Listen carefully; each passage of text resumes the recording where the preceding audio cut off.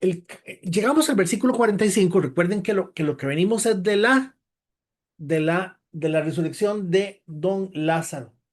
Y la resurrección de Lázaro sirvió la resurrección de Lázaro eh, para dejar ya muy claro que definitivamente esto era un milagro mesiánico. Ya estamos hablando de un tipo de resurrección con características de imposible. Eh, Estamos hablando de algo que se dio en una narrativa completa, se da toda la narración, toda la narrativa de, de lo que sucedió, quién era, qué pasó, cómo se dio, en qué momento, cuánto estuvo muerto, todo, todo, todos los detalles. Y quedamos en que desde el momento en que le avisan a Jesús que don Lázaro está mal, se desencadena una serie interesante de manifestaciones de fe que son muy humanas, muy genuinas, muy reales, que las vimos la semana pasada, donde vimos cuatro tipos de fe. Vimos que hay gente que quiere comprometer al Señor, ¿verdad? Eh, yo te sirvo, tenés que bendecirme, tenés que sanarme a mí, a mis hijos, que es mucho de lo que hoy estamos viendo con el cuento ese de Clara o profeta y no sé cuánto, y que ya esas cosas ya se sabe que nada que ver. Eh, Seguir con esa necedad de la declaración y la proclamación y eso, pues lo que denota simplemente es un terrible orgullo, una actitud orgullosa, pedante, una actitud mala ante Dios y ante las cosas. Entonces, noten que Juan en la narración dice, al ver lo que sucedió, verso 45, muchos de los que estaban con María creyeron en Jesús, que fue el montón de gente que se vino con María y que se vino donde él estaba, llegaron donde la tumba, creyeron en Jesús. Muchos de los que estaban con María creyeron, y esto lo vamos a encontrar a lo largo de la palabra. Eh, Y tenemos que entender que no hay otra manera de cómo la gente se pueda salvar si no es por medio de creer en el Señor.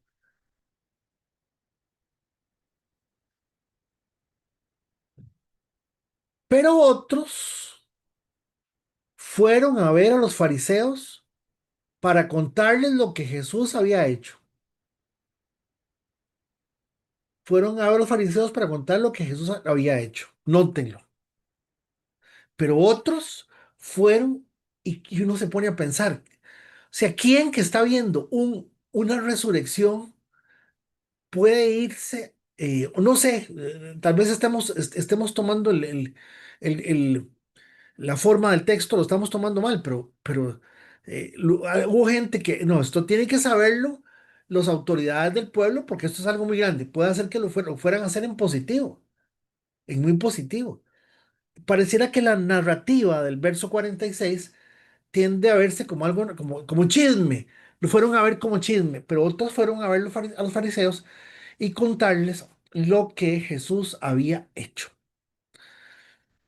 Yo creo que llegaron en buen son. Yo no creo que llegaran en plan chisme porque el ser humano es impresionable 100%, y llegar a decirle a la gente, este, eh, cómo están las cosas, me parece que tiene que ver mucho con la naturaleza humana, donde uno,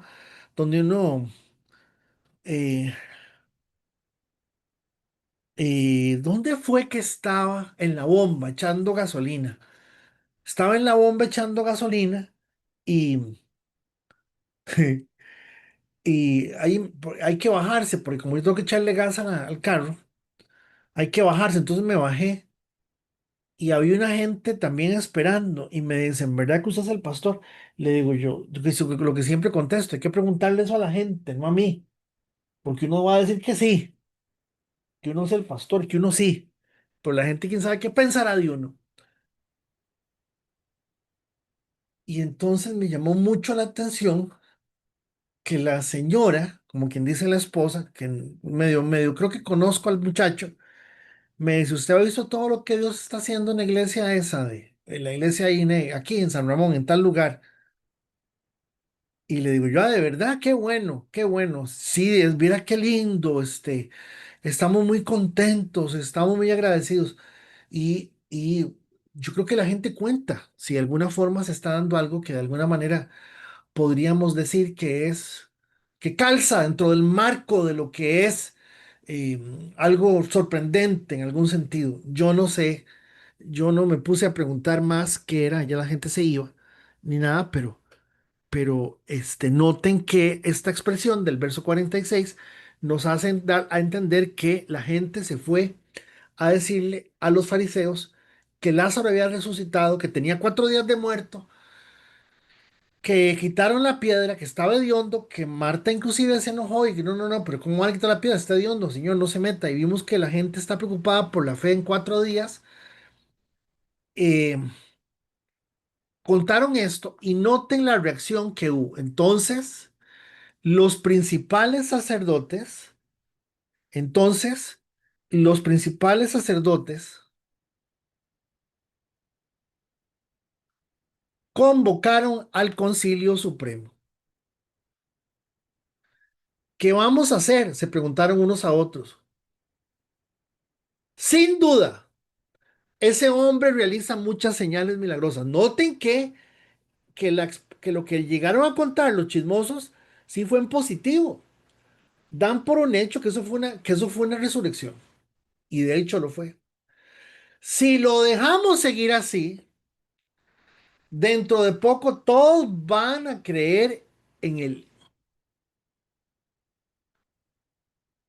Y noten que dice, entonces el ejército romano vendrá y destruirá tanto nuestro templo como nuestra nación, lo cual es un hecho. No podía haber otro rey que no fuera César.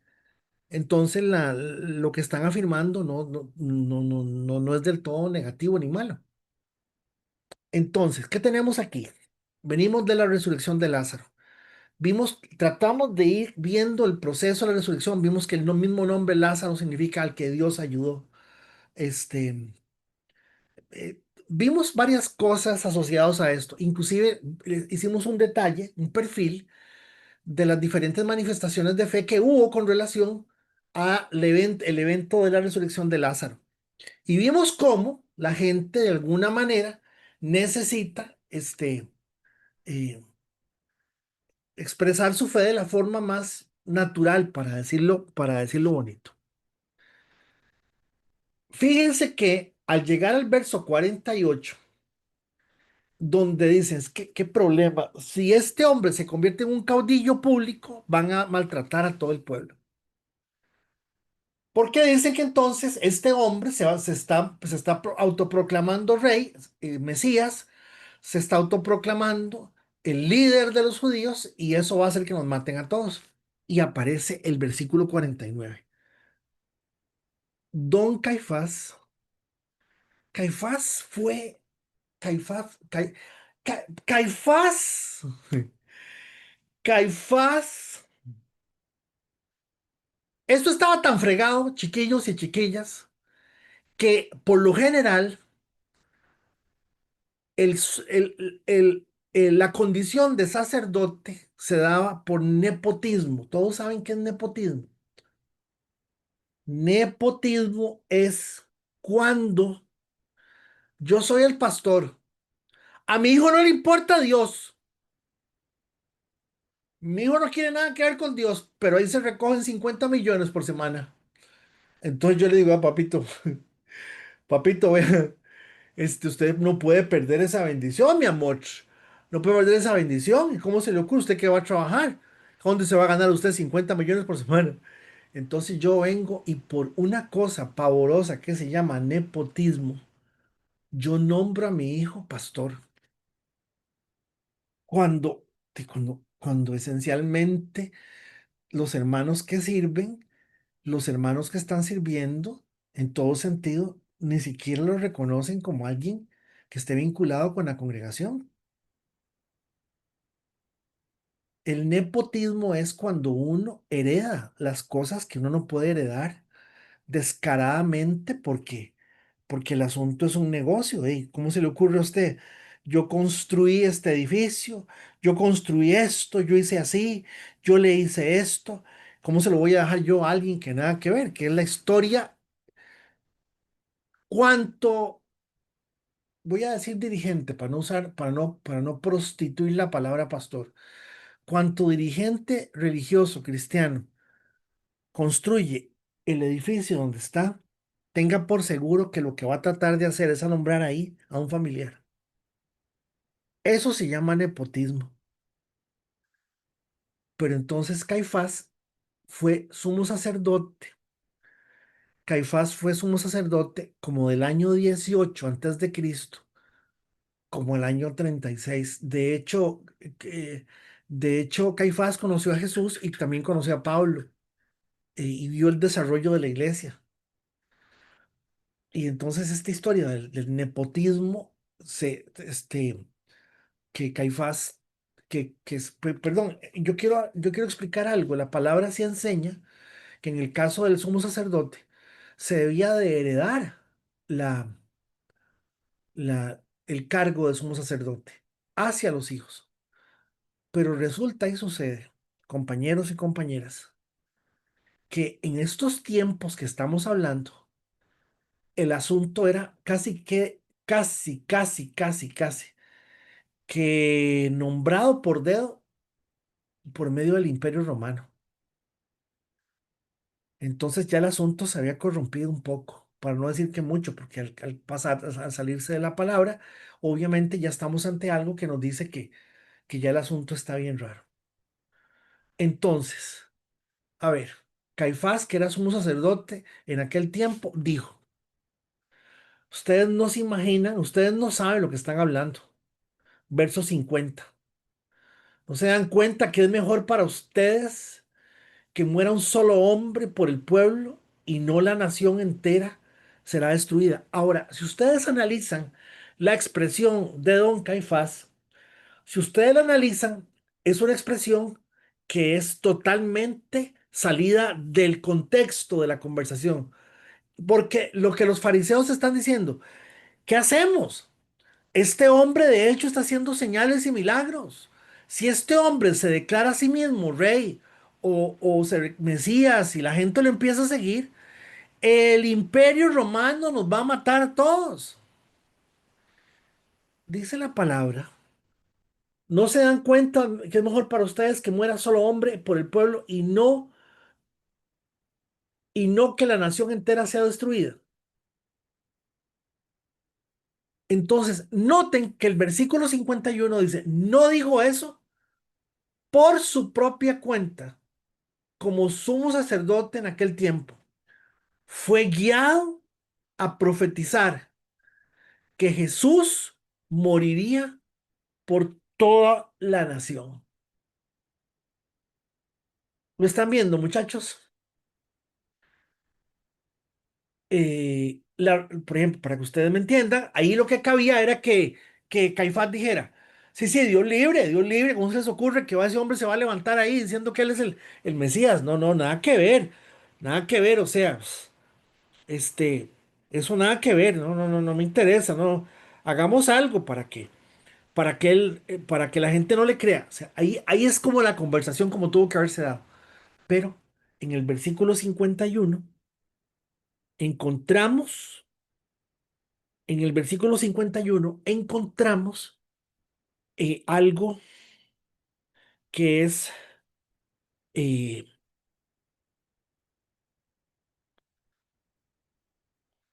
encontramos algo que es, literalmente, Juan está explicando que Jesús le dijo que en ese momento, esto fue una profecía del Espíritu Santo sobre Israel. No dijo eso por su propia cuenta. Como sacerdote en aquel tiempo, fue guiado a profetizar que Jesús moriría por toda nación. y no solo por esa nación, sino que también moriría para congregar y unir a todos los hijos de Dios dispersos por el mundo.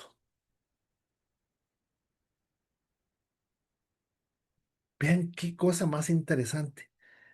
Vean qué importante que en estas palabras que don Juan dice que no dijo las cosas por su propia cuenta. Note, mis amados hermanos, que lo está aclarando que hay. Ahora, yo quisiera tomar unos segundos y preguntarles, yo les pregunto a ustedes, ¿qué creen ustedes que es la salvación? ¿Qué entienden ustedes que es la salvación? ¿Por qué razón ante esta situación, y ya que estamos a 15 días de la Pascua, entrando exactamente en la recta final en el libro de Juan con respecto a esto, yo quisiera preguntarles y que un par de personas se animen y me contesten, ¿qué creen ustedes que es la salvación? ¿Qué entienden por la salvación? Hágase la pregunta, hágase la pregunta como que si una persona sincera le hace a usted la pregunta,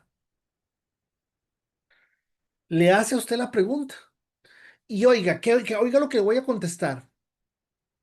Nosotros tenemos que ser capaces de contestar qué es la salvación desde un punto de vista totalmente humano y tenemos que ser capaces de contestar qué es la salvación usando la palabra de Dios. Pero, pero otra vez, el domingo el desfile Guys. El domingo fue el desfile Guys. Entonces, ay, pereza. Entonces ya se van a ir al infierno los homosexuales. Pero es que entiéndanme, mis amados hermanos,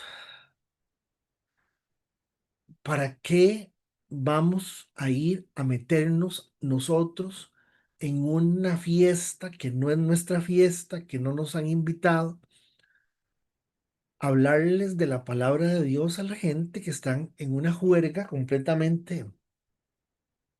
Inclusive, no sé si ustedes vieron que había un grupo, ahora se dice, no se dice grupo, ahora se dice un colectivo que se llamaba, que son de la Iglesia Católica. Y, y bueno, eh, para nosotros lo que la palabra de Dios dice es ley. Y la palabra de Dios dice que el pecado es pecado. Y todo el que peca se muere en pecado si no se arrepiente. O sea, estamos claros que las cosas son como son. Pero a ver, un par de personas que me hagan el favor de ingresar y que me digan, si usted tuviera que explicar la salvación, ¿cómo se le explicaría? ¿Cómo le explicaría la salvación a un muchacho de 10 años? ¿Cómo le explicaría la salvación a una persona que está enferma en una cama y que tal vez este, te pregunte qué es para usted la salvación? ¿Cómo le explicaría? Porque noten que dice ahí Juan 11:51 que hasta el mismo Caifás fue usado por Dios para profetizar, para profetizar las cosas de lo que iba a pasar. No dijo eso por su propia cuenta, como sumo sacerdote en aquel tiempo. Fue guiado a profetizar que Jesús moriría por toda la nación, y no solo por esa nación, sino que también moriría, y no solo por esa nación, sino que también moriría para congregar y unir a todos los hijos de Dios dispersos en el mundo. Así que a partir de ese momento decidieron matarlo. A ver, un par de personas, no importa si son las mismas, porque la verdad es que Hola, siempre la Che, foto es valiosa, pero aquí estoy. a ver, ¿cómo harías para explicar la salvación de una forma Bueno, yo creo que en para... donde puedo- no Estoy solamente allá, puedas, adelante, adelante, soy Gladys. adelante. Yo pienso que salvación es libertad. Para ser salvos o ser libres tenemos que estar cautivos. cautivos del pecado, separados de Dios a través del pecado. Entonces Jesús tuvo que morir por nosotros, ocupar el lugar que nos correspondía para hacernos libres. Y al hacernos libres somos salvos. Somos libres de esa cautividad que teníamos.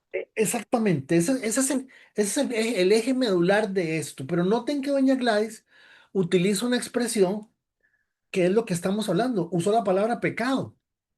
Y acordémonos que el domingo, si ustedes pudieron ver la cantidad de gente que había, ellos no creen que estén en pecado.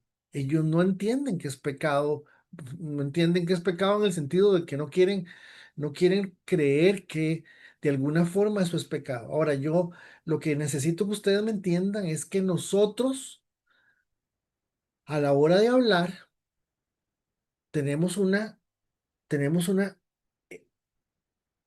una forma de hablar donde damos por sentado que las personas tienen que entender nuestras, nuestra nomenclatura. La nomenclatura es las cosas que le ponen a los libros al principio para que podamos entender las abreviaturas y esas cosas. Pero muy bien, o sea, es eso. La libertad, es entrar en esa condición de libertad en donde la gente, gracias, donde la gente está reconociendo eso. Pero acuérdense que aquí estamos mencionando ya un criterio moral, pecado. Y ese criterio moral es válido ante mí, ante la palabra y ante el Señor, claro que sí. Pero estamos con una persona y necesitamos explicarle el mecanismo de la salvación. Otra persona, por favor. Buenas noches, Fede, y buenas Ok, noches Katy, a bueno todos. escucharte, adelante. Mira, bueno, hace muchos años a mí el pasaje que me habían dado y que es el que yo continúo dando, porque realmente me puso a pensar, fue, bueno, estaba muy trillado, pero para mí ese fue como la clave, ¿verdad? Para seguir estudiando la Biblia. Es Juan 3:16, que dice que porque de tal manera amó Dios al mundo que ha dado a su Hijo unigénito, para que todo aquel que en él cree no se pierda, mas tenga vida eterna, porque no envió Dios a su Hijo al mundo para condenar al mundo, sino para que el mundo sea salvo por él. Entonces, ese es el que, digamos, yo utilizo cuando le estoy hablando a una persona sobre que uno está en una condición de pecado, más tiene esa libertad que esta señora dijo, que acaba de decir, de tomar esa decisión de creer en Jesús y que por medio de él tenemos la salvación y es la vida eterna. Ok, ok, ahí te estoy. Dame un segundo que nada más. Ahí te estoy siguiendo y noten que es excelente, o sea que estamos ante una definición de algo, pero noten que Olguita está utilizando la palabra de Dios en un sentido en donde damos por un hecho de que podemos verlo desde ahí, podemos verlo de esa forma.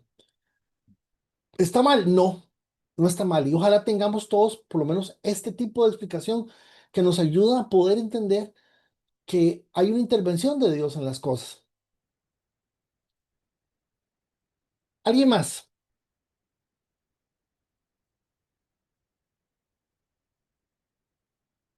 ¿Alguien más?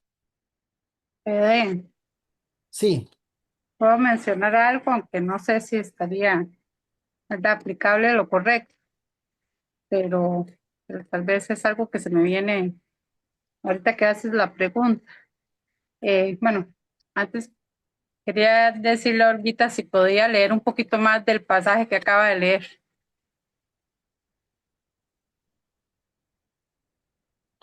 el que ella leyó de Juan 3:16. Pero ¿hasta dónde? ¿O Eh, cuánto? ¿Antes, después? Tal vez dos versículos después. Ok, entonces 16, 17, el 19.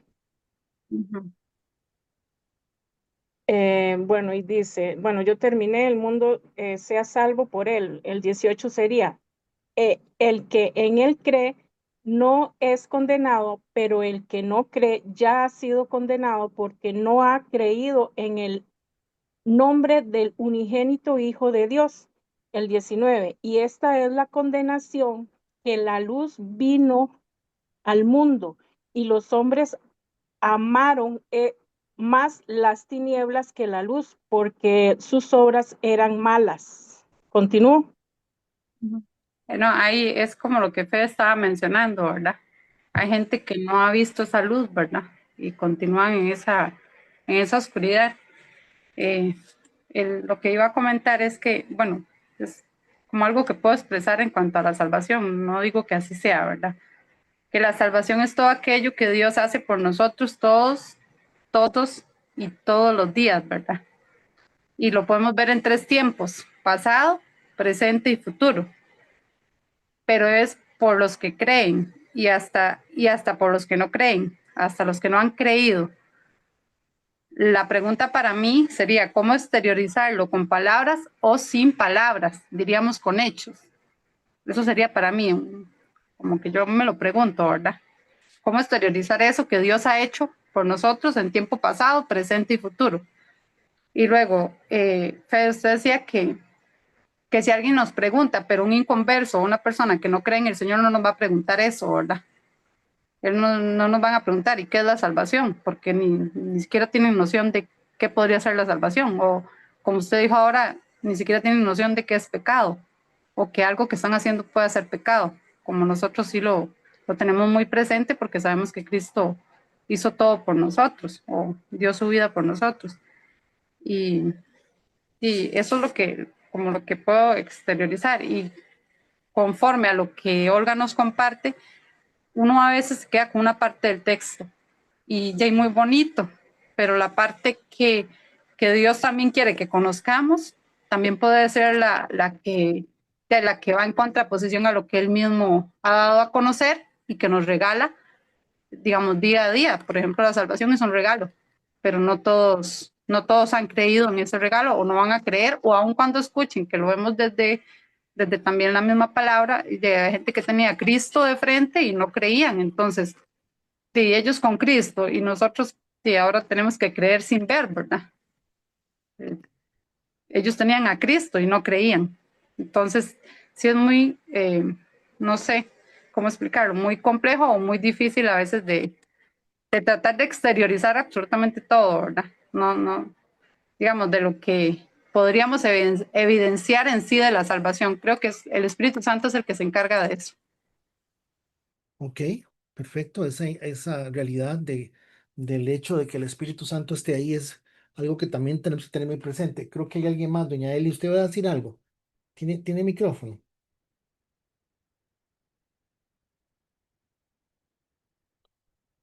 Creo que doña Eli tiene la mano levantada. ¿Le pueden quitarle al bloqueo del micrófono a doña Eli Granados?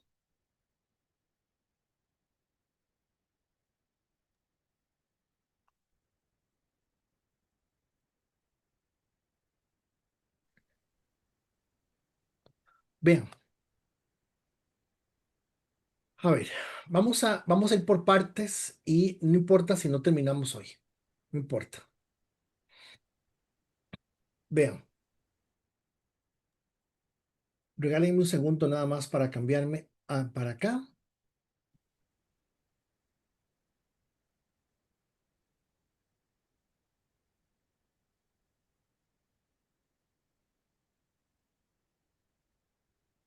Estamos hablando de la salvación. Estamos hablando de que Caifás está diciendo de que este hombre tiene que morir por todos. Estamos hablando, gente, de algo que podemos incurrir en dos grandes errores. Uno, en hacerlo muy obvio. De ahí vino a morir por los pecados de todo el mundo, pero es que yo no me siento pecador, yo no soy un pecador. Usted me está diciendo que yo soy un pecador. Yo les cuento siempre el cuento mío cuando fuimos a evangelizar con el centro cristiano a Cartago. Supuestamente nosotros íbamos en buses a evangelizar al Parque Cartago. Y me bajé del bus y me le digo, señora, señora, Cristo le ama. Me dice, usted también. Sí, pero es que usted puede morir en sus delitos y pecados. Y me dice, usted también. Y me desarmó. Es un chiquillo, ¿verdad? Obviamente. Pero se da cuenta uno de que cuando uno entra sobre la base del argumento moral, el argumento moral es muy valioso y muy importante. De hecho, por todo lado en la palabra, el argumento moral, la gente que está en sus pecados, la gente morir en sus pecados, el pecado es el problema. Claro que sí. El asunto es que eso ya está a otro nivel. Ya está a otro nivel, gente. Entonces, en la expresión del sumo sacerdote, que es una expresión adrede, intencional del Espíritu Santo, que lo hace profetizar, lo toma, no es un profeta, lo hace profetizar, lo hace decir exactamente qué es lo que va a pasar, tiene que obligarnos a todos a tener y entender la salvación desde el punto de vista de la mecánica de la salvación. ¿Por qué? Yo le pregunto a Meli, Meli, pero, eh, ¿vos entendés que sos salva? Sí, muy bien. ¿Y por qué? ¿Porque yo soy mala? Mm, sí, sí, sí, sí. ¿Qué? Explícame eso. Y vean que de alguna manera es muy importante. Siempre nos vamos a ir por el lado moral, siempre nos vamos a ir por el lado a ver, lo decimos de una forma muy general, pero ustedes no van a entender. Yo estoy bien, ustedes están mal. Dios me limpió a mí, a ustedes Dios no nos ha limpiado. Y es cierto, todo eso es verdad. Pero cuando estamos en una fiesta, estamos con amigos, estamos con personas conocidas, ¿y qué estás haciendo, tía Silvia? ¿Y qué estás haciendo, Graving? No, ahí voy a una iglesia, ahí voy, y ahí voy, no paso de ahí, no paso de ahí, no paso de ahí. No puedo decir más, porque es que mi vida, mi situación, ahí está Víctor Villalobos, Giovanni, está Rosy, Manuel. Entonces, pero díganme algo que yo diga, ah, caray, esto, yo necesito esto. Y claro, yo estoy convencido que lo que Roxana está diciendo es fundamental. Esto es una labor del Espíritu Santo. Pero, pero, uno tiene que morir por todos para que los hijos de Dios sean lo que originalmente Dios intentó que pudiéramos entender. Juan 11:50. ¿No se dan cuenta de que es mejor para ustedes que muera un solo hombre por el pueblo y no que la nación entera sea destruida? Su santidad, Don Caifás. Seguramente se le quedaron diciendo, mira, Caifa, ¿qué estás diciendo? Lo que estamos diciendo es que si ese señor se pone a jugar de Mesías y de Redentor, nos van a matar a todos. De decir, yo lo que estoy diciendo es que lo maten a él. Hey, ven, ¿por qué el valor de esto? ¿Por qué el valor de esto? ¿Por qué es mejor esto? ¿Por qué es mejor esto? ¿Por qué? Bueno, primero porque el Señor es el dueño legítimo de todo. El Señor es el dueño de absolutamente todo, legítimo dueño de absolutamente todo. ¿Lo ven? Entonces, cuando se da la expresión de que uno muera por todos, realmente lo que está dando es algo, nos está diciendo que ese que muere por todos tiene que tener una condición. Recuerden que Caifás es un bicho. En teoría, Caifás no lo vamos a conocer. Pues yo no sé si está en el infierno o no, pero en teoría entendemos que no. Pero fue usado por el Espíritu Santo para dar una profecía donde le está diciendo a la gente, este vino a morir por todos. Entonces vamos, Salmo 115:16. Dios es el creador de todo. Los cielos pertenecen al Señor coma. Pero Él ha dado la tierra a toda la humanidad. ¿Cómo se llama cuando yo soy el dueño de algo y yo le entrego a otra persona la administración o le entrego o ¿cómo se llama eso? Se llama delegar, se llama delegación. Entonces, noten que lo que estamos aquí viendo. Génesis 1:28 dice, luego Dios los bendijo con las siguientes palabras: sean fructíferos, multiplíquense, llenen la tierra, gobiernen, gobiernen sobre ella, reinen sobre los peces del mar, las aves del cielo y todos los animales que corren por el suelo. Reinen, ejerzan dominio. Génesis 2:15. El Señor Dios puso al hombre en el jardín de Edén para que se ocupara de él y lo custodiara. Noten que por todo lado,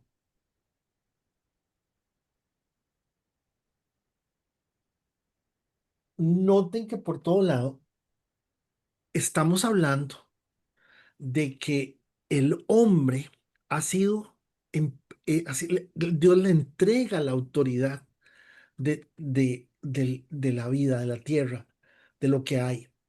Salmo 8:6 dice, los pusiste a cargo de todo lo que creaste y sometiste todas las cosas bajo su autoridad. A ver, ¿cuál es la duda de que definitivamente Dios le dio al hombre la capacidad de gobernar, la capacidad de controlar, la capacidad de reinar, la capacidad de someter? Rubén, estamos viendo cómo es que eso se desarrolló. Ahora, ¿quién es ese hombre? Solamente, solo el ser creado con su cuerpo y alma es el que tiene la autoridad de Dios sobre todo. O sea, Dios hace un ser con un cuerpo y en la condición de ese cuerpo, de ese ser humano, ¿verdad? Le da la autoridad sobre la creación, sobre las cosas. Le dice, usted tiene a cargo todo, usted es el rey de estas cosas. Yo soy el creador. Usted está hecho a mi imagen y semejanza. Usted es una criatura, pero usted es el jefe de todo.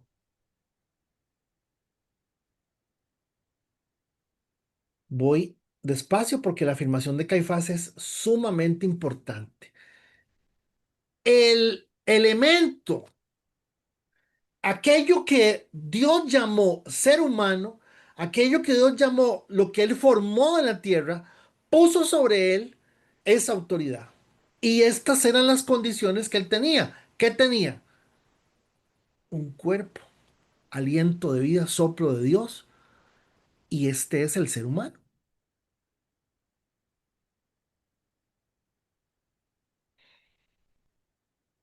Pero, pero, mientras Dios, estando con el ser humano, le dio la capacidad de poder gobernar absolutamente todo, tener control sobre la creación. A ver, vamos a ver si aquí pueden analizar esto conmigo. Si Dios le está dando el poder al ser humano de tener dominio y control sobre la creación, ¿qué incluye esa creación? A ver, ¿qué incluye esa creación? Pregunta de examen. Esa pregunta es examen para bachillerato del cielo. De nuevo la pregunta. Si Dios le está dando al ser humano la autoridad, la capacidad, el liderazgo, el, lo que se llama la habilidad, el liderazgo, la capacidad, la autoridad, la delegación para que él gobierne en la naturaleza, ¿qué más aparte de lo que esa naturaleza implicaba, de lo que esa naturaleza es, estaba incluido en lo que el hombre debía de gobernar? ¿Qué más? De nuestra mente o nuestro cuerpo, o sea, uno mismo. Claro, claro, claro. Dios le está diciendo al hombre, usted gobierna sobre la naturaleza. Usted gobierna sobre la naturaleza, papacito. Pero, ¿qué pasó? Que el hombre prefirió el gobierno de la naturaleza, el gobierno de la naturaleza por encima de todo. Entonces, voy a usar la palabra pecado, pero la uso ilustrativamente. Pecado más que una transgresión moral, ¿lo ven? ¿Lo ven? ¿Por qué? Porque la gente no se siente pecadora, la gente no se ve pecadora. Estamos ante una violación legal evidente. Se está haciendo una violación legal. Hay una alteración del orden en cómo las cosas se dieron. Entonces yo prefiero mil veces, a mi Dios me dejó ser el rey, el señor de absolutamente todo, y eso me incluía a mí, porque él estaba ahí, porque él estaba presente.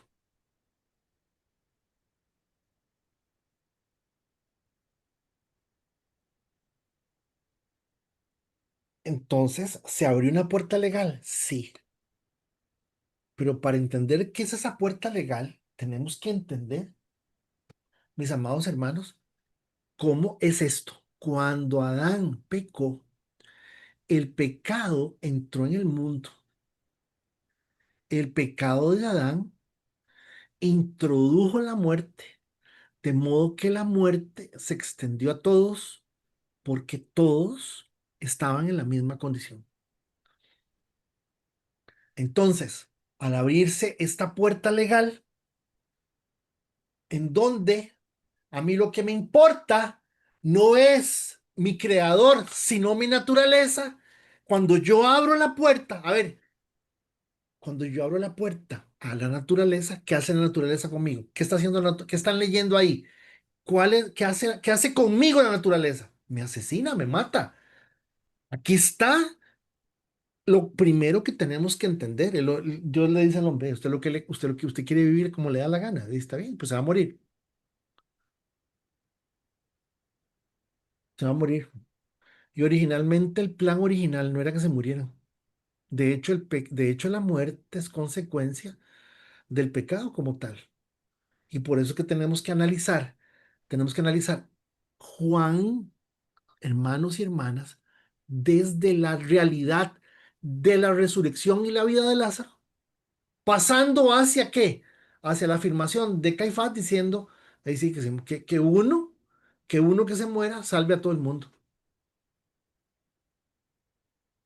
Entonces, fíjense que en el preciso momento en que yo renuncio a la autoridad que Dios me da para yo querer, para yo buscar que la naturaleza y mi naturaleza sea quien me dice a mí, me dicta a mí cómo es lo que yo tengo que ser y soy, todo ese tipo de cosas. Entonces, noten mis hermanos, noten que en ese momento el príncipe de la potestad del aire, el cual reina, el cual tiene hasta el día de hoy esa, esa, esa condición, es a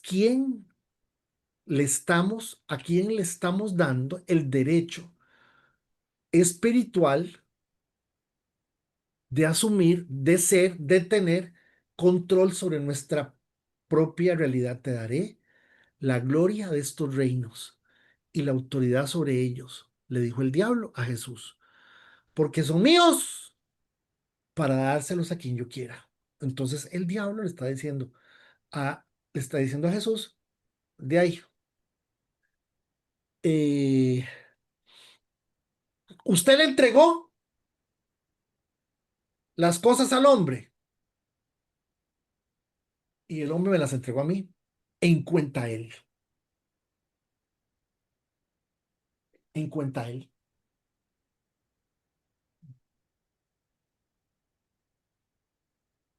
en cuenta a él. Y entonces, fíjense, ¿qué pasa? Se interrumpe la comunión directa con el Creador y Rey. Tengo una pregunta. Un toquecito, un toquecito. La creación queda bajo gobierno ilegal, pero la creación queda bajo gobierno legal, pero autorizada por el ser humano, por el rey. ¿El rey autorizó a quién? Al diablo. El rey autorizó y le dio poder y le entregó lo que le habían entregado al diablo. Entonces, ¿ante qué estamos? Satanás obtiene legalmente el control de la autoridad humana entregada por el ser humano. Dígame, don Graving, adelante. ¿Don Graving o Marco? Ah, Marcos, pensé que había sido Graving. Gracias, yo creo que ya ahora sí puedo hablar. Federico, cuando usted menciona, tomé un poquito el dato, si Dios le da al ser humano la capacidad de autoridad, liderazgo, habilidad y delegación, todo eso, me pregunto yo, podríamos decir que la responsabilidad es una responsabilidad que nos está dando, una de las cualidades, la responsabilidad que implica la obligación moral y ética de cuidar, proteger, administrar sabiamente lo que hemos recibido, eh, y administrarlo sabiamente, ¿verdad? Es un equilibrio entre el poder otorgado y el respeto por la creación o por lo que el Señor pone en su palabra. Entonces, vamos a ver, me corrigen. En esencia, la capacidad de responsabilidad sería la cualidad que me acompaña y potencia las habilidades de liderazgo y autoridad como hijo de Dios, asegurando un uso consciente y armonioso de los dones divinos para el bienestar de la humanidad y el entorno. No sé si capté bien Sí, la sí, sí pregunta. lo captaste bien, pero la respuesta es sí y no. Sí, porque Dios al decirle al hombre, yo llego y te digo a vos, yo llego y te pongo en la mano a vos 1.000 pesos y te digo, tome, con esos 1.000 pesos conquiste Cartago, eh, eh, compre lotes, abra congregaciones. Y usted, donde ve los 1.000 pesos, se muere de risa, ¿verdad? O sea, Dios delega toda su, a ver, por favor, tengan mucho cuidado con lo que estoy a punto de decir. Tengan mucho cuidado. Dios delega en el hombre, que es un cuerpo, que es una formación física, con una forma, con una figura, que él le llama ser humano, él delega su autoridad y se llama ser humano. Y ese hombre, o sea, Dios está operando a través de ese hombre con ese cuerpo físico y le está diciendo, yo soy Dios, pero de esa naturaleza, de esa realidad natural, de ese entorno, eh, de ese ambiente, de esa atmósfera, de ese lugar, usted es el rey, usted es el jefe. Perdón, Y viene el hombre y lo que hace es rechazar el poder de Dios que lo hace a él, y le da la autoridad y se somete a la autoridad de la naturaleza, porque Satanás es creado. Y lo que él está haciendo es diciéndole, yo me voy a someter a la autoridad de la naturaleza. Entonces lo que don Marco está diciendo, claro que sí, eso es lo que originalmente se dio idealmente. Pero todo eso quedó, y yo creo que aquí se les va a aclarar más. Vamos despacio. Vamos despacio y no duden en interrumpirme cualquier cosa para que puedan aportar de las preguntas, que cualquier pregunta es súper valiosa. Ok, Perdón, para terminar. Sí, Entonces, con eso que mencioné temprano, y ahora lo que usted dice, podría decir yo que Dios delega autoridad en el hombre porque le confía la tarea de administrar la creación y darle un propósito respetando su libertad y dignidad como su imagen. es que ya metiste un factor ahí, que es decir, respetando la libertad. Es que estás en libertad, ¿me entendés? Este fue el primer ser humano, digámosle que dentro de este proceso, esto duraron unos 4 o 5 años. El hombre fue rey de la naturaleza y todo lo que Dios le dio, digámosle 5 años, por decir una tontera, no sé, pudieron haber sido 6 meses, 8 meses. Entre el momento de la creación y el momento de la caída se dieron 3 años. 3 años que se toman en el calendario nosotros. Entonces no sé, pero sí estamos hablando de que el hombre está en total capacidad de poder hacerlo, en total libertad. ¿Por qué? Porque el Señor es quien lo está delegando para asumir todas las responsabilidades sobre la naturaleza. Pero no se les olvide que al decir naturaleza, estamos diciendo que el hombre está dependiendo de Dios, porque él es también parte de la naturaleza y él también es creado. Entonces yo creo que aquí se les va a aclarar y aquí va a aclarar más esto todavía. Entonces, ¿qué había que hacer? Si el hombre, Dios lo dio, le dio esto, ya que usted es el rey, usted es el que manda, usted es aquí, pero el hombre decide someterse a la naturaleza. El hombre decide encontrar en la naturaleza una mejor forma de ver las cosas hasta el día de hoy. ¿Qué había que hacer? Si lo que estamos hablando es que el Señor toma el cuerpo de quien creó para hacerlo y para decirle, bueno, papá, ya usted, ahora sí, yo esto es lo que usted hizo. Si usted se parece a mí, usted es mi imagen y semejanza, pero usted es la representación mía. Usted es el embajador, entiéndalo. El embajador usted es el embajador costarricense en Chile. Usted está bajo la autoridad mía, pero usted es el embajador. Las credenciales suyas son de embajador y el país el país Chile le va a otorgar una cantidad de cosas por seguridad y por todo, porque usted es el embajador. Y usted está habilitado para funcionar en nombre de lo que yo diga, lo que yo soy. Hey, pero el hombre llega a Chile y se hace chileno. El hombre llega a Chile y se hace chileno. El hombre se enreda en Chile. Entonces, vean, ¿qué había que hacer? Reconciliar al ser humano con Dios. ¿Qué había que hacer? Hacer que la mayoría de las personas pudieran recibir ese punto de reconciliación, ese momento de reconciliación en donde las personas no se metieran en una religión católica ni evangélica, sino que pudieran tener la experiencia de lo que dice, perdón, de lo que es la vivencia completa de Dios en nuestra propia realidad. Y, y la restauración del dominio delegado. Alguien que se busque Romanos 5:10, otra persona que se busque Segunda de Corintios 5:18, otra persona que se busque Tito 3:5 y una persona que se busque Apocalipsis 5:10 y Lucas 10:19. Por favor, rápido, porfa. Busquen Romanos 5:10. Alguien Romanos 5:10, otra persona Segunda de Corintios 5:18-19, otra persona Tito 3:5 y vámonos a Romanos 5:10. ¿Quién lo tiene?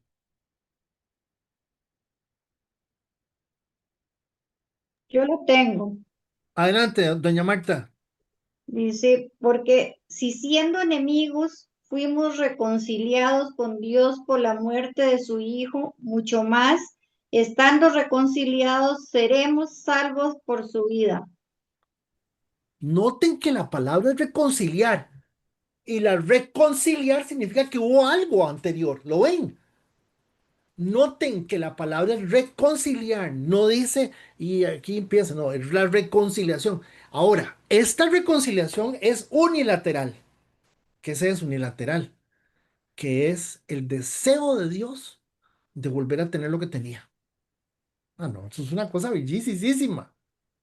Es el deseo de Dios de volver a tener, más, se los voy a decir así bien arrogante, le quedó tan bien, tan bien, tan bien, tan bien lo que hizo Dios, tan lindo, dice, yo esto lo voy a recuperar, tarde o temprano. ¿Quién tiene 2 Corintios 5, 18, 19?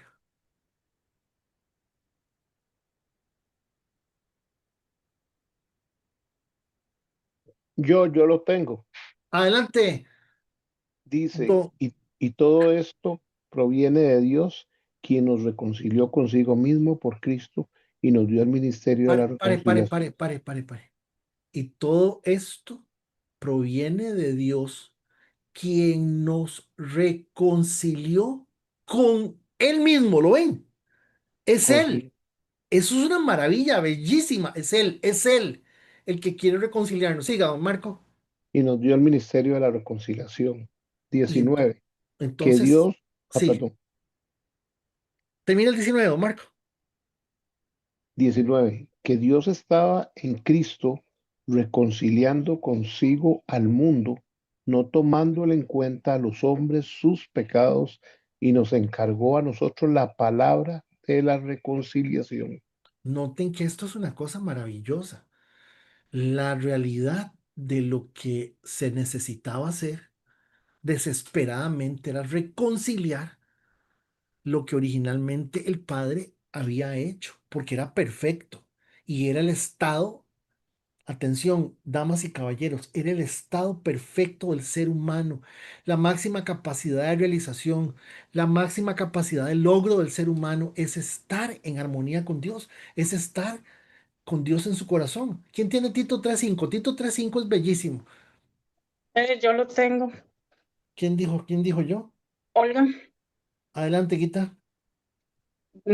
Ok, Tito 3:5. Y quisiera leer el 6 y el 7, si me lo permite también. Bueno, Ok, dice, nos salvó no por obras de justicia que nosotros hubiéramos hecho, sino por su misericordia, por el levantamiento de la regeneración y por la renovación en el Espíritu Santo, pare el ahí un cual, toque, pare un toque. ok, Vean que dice que nos levantó por simplemente terminar lo que Adán dejó a la mitad. Siga, doña.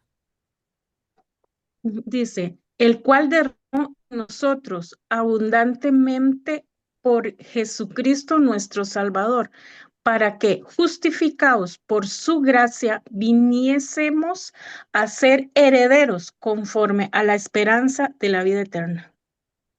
Entonces, fíjense que ya no es un asunto de ya no es un asunto de nuestra naturaleza. Ahora, todo esto le estoy mostrando que le estoy explicando la mecánica de la salvación. ¿Quién tiene Apocalipsis 5:10?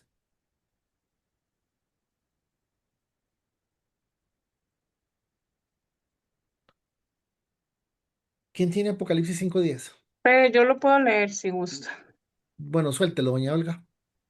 5:10 dice, y y nos has hecho para nuestro Dios reyes y sacerdotes y reinaremos sobre la tierra.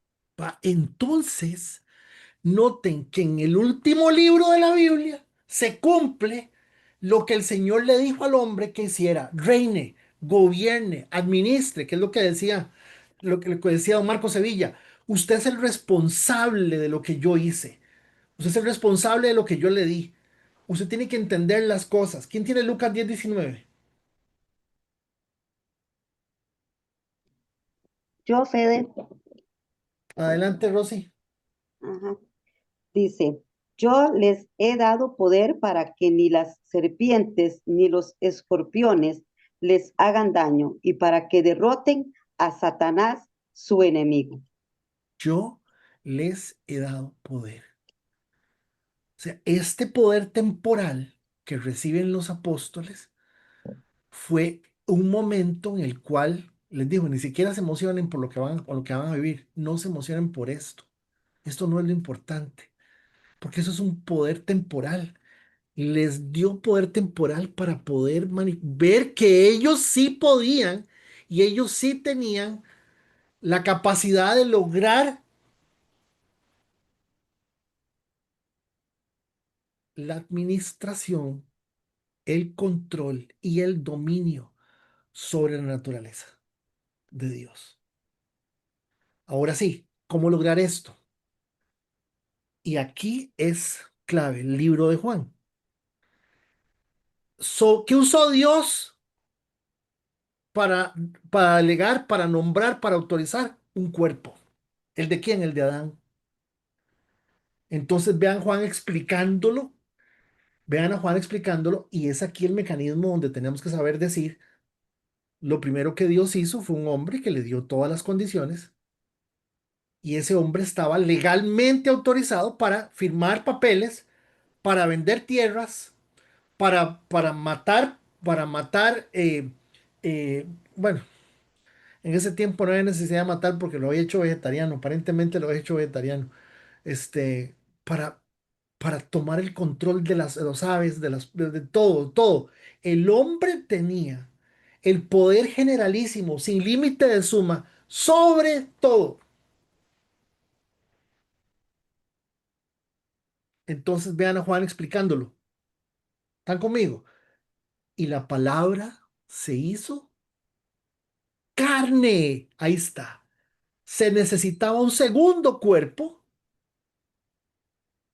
que recuperara ¿qué? La autoridad legal que este señor, Adán Acuña Hernández, ¿verdad? Esquivel Acuña, entiéndeme, este señor le entregó a la naturaleza. Por eso es que Juan dice, y la palabra se hizo carne y habitó entre nosotros y vimos su gloria. Claro, vimos su gloria. Dios, la gloria que corresponde al unigénito del Padre, llena de gracia y de verdad. Entonces, esto es una cosa espectacularmente bella que nos hace entender, avanza una más, para que me entiendan así, como hombre legal, Dios puede enfrentar en él mismo, en el terreno al usurpador. ¿Quién es el usurpador? En el mismo terreno, el diablo, y despojarlo de su autoridad de la misma forma como se le había entregado por un hombre. ¿Quién le entregó la autoridad a Satanás? Adán. ¿Cómo hay que quitársela? En el mismo terreno, con un cuerpo. ¿El de quién? Esta vez el de Dios. ¿Me están siguiendo? ¿Me están siguiendo? ¿Y eso dónde salió? Sí, claro, de aquí. La cruz no solo es sacrificio, sino un acto judicial legal, porque el acta de los decretos que nos era contraria fue anulada. ¿Cómo es eso? Muy claro. Cuál era el acta de los decretos que la naturaleza me llenó de pecados y me llenó de un montón de cosas? Yo por tomar mi vida a partir de mi realidad natural,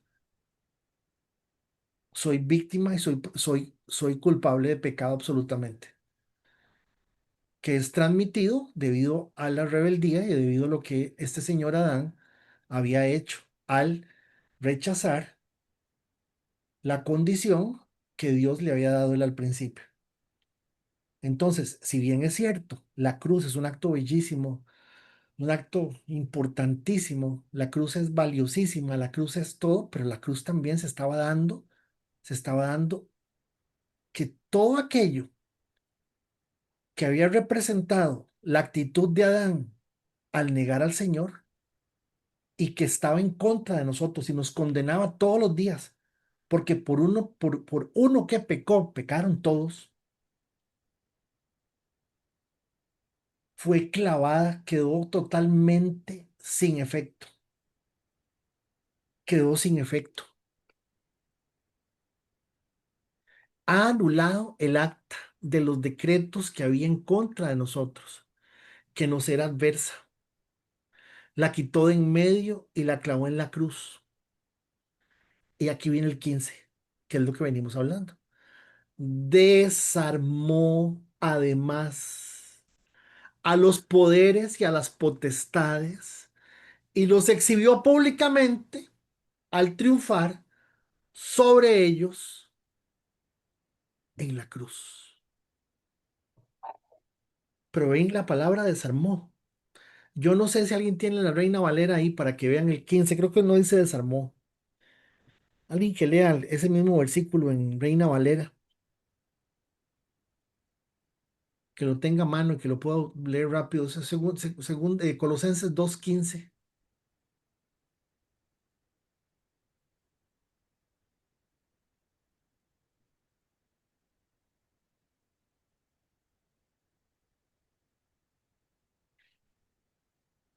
Me van a bloquear la señal de Zoom. Colosenses 2:15. Yo, Fede, Dele. dice, y despojando a los principados y a las potestades, los exhibió públicamente, triunfando sobre ellos en la cruz. Note que les dice, ustedes ya no tienen ninguna autoridad ni papa. No, porque yo se las quité, porque Adán se las entregó, y ustedes lo que estaban haciendo simplemente era que tenían el control de todo hasta aquí. Hebreos 2:15. Y de esa manera librará a todos los que por temor a la muerte, librará a todos que por temor a la muerte, toda su vida habían estado sometidos a la esclavitud. Entonces la gente, por miedo a no condenarse, seguían la ley por miedo, por temor. Y en el libro de Hebreos se aclara que de esa manera se librará a todos los que por temor a la muerte, o sea, por temor a la muerte.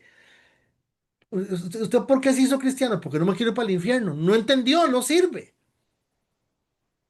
Estamos en el maravilloso proyecto de Dios de entender que Él nos dijo simplemente sometan la tierra, reinen. Yo les doy a ustedes autoridad de que tengan la capacidad de poder estar en sus cabales para hacerle frente a sus vidas.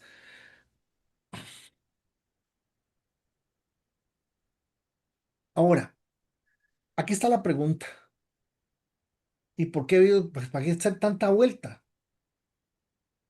Dios no podía haberle dicho a la gente, no, no, ya saben que eso no es nada. Ya, Safis. No pasó nada, no pasó nada. Ya la culebra, ya le pegué yo, ya le majé la jupa, ya está. No. Por qué Dios no pudo simplemente perdonar a todos de una sola vez? ¿Por qué razón? Porque Dios es inmutable, hermanos. Dios no puede negarse a sí mismo. Dios no va a hacer cosas en contra de su palabra. ¿Y cuál era la palabra dada? La palabra era el hombre reina. El hombre es el jefe. El hombre tiene control sobre su vida. La naturaleza nunca va a gobernar al hombre. El ser humano no va a ser producto de la naturaleza. El ser humano, su corazón no es su Dios. Por eso cuando Cristo vino al mundo, le dijo a Dios, tú no quisiste sacrificios de animales ni ofrendas por el pecado, que la ley, que aquí, que haga esto, que queme incienso, que traiga avena, que en la tarde del viernes haga aquí, haga allá. Simplemente, pero me has dado un cuerpo para ofrecerte. Lo ven, el mismo Jesús estaba muy claro en que lo que él estaba haciendo era poniéndole fin a esta situación de una sola vez. Y Dios en su inmutabilidad, ¿qué significa inmutabilidad? Dios no cambia. Dios no se contradice. Ay, bueno, yo ya le di la autoridad al hombre y el hombre de y el hombre, no, pero eran varas, no, eran varas, no era el hombre, es que no era así, es que más baboso. Voy a hacer otro, este no sirvió, voy a hacer otro. Claro, aquí hay un plan perfecto, ¿verdad? Y el plan perfecto es finalmente llevar al ser humano a la condición de poder reconocer su necesidad, que vive sin Dios, que no tiene a Dios. que está vacío, que está ausente, que está siendo víctima de la naturaleza, que su naturaleza hace con él lo que le da la gana. No te agradaron las ofrendas quemadas ni otras ofrendas por el pecado. Luego dije, aquí estoy, oh Dios, he venido a hacer tu voluntad como está escrito acerca de mí en las escrituras. Yo vengo a recuperar, claro que vengo a recuperar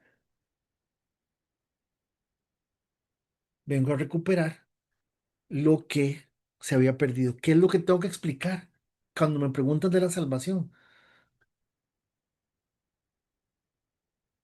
Que la realidad espiritual del ser humano es inherente a todos los seres humanos, pero que la única forma de hacer que esa realidad, que esa vida espiritual surja, es que el ser humano sea totalmente cambiado, impactado, tocado, llamado por el Padre, por el Señor.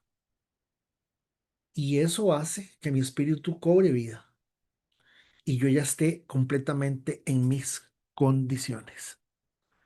Esto es la salvación, por eso es que Caifás ahí, quién sabe si se dio cuenta que lo que dijo, lo regañaron después, quién sabe, pero que Caifás está diciendo, lo que Caifás está diciendo es,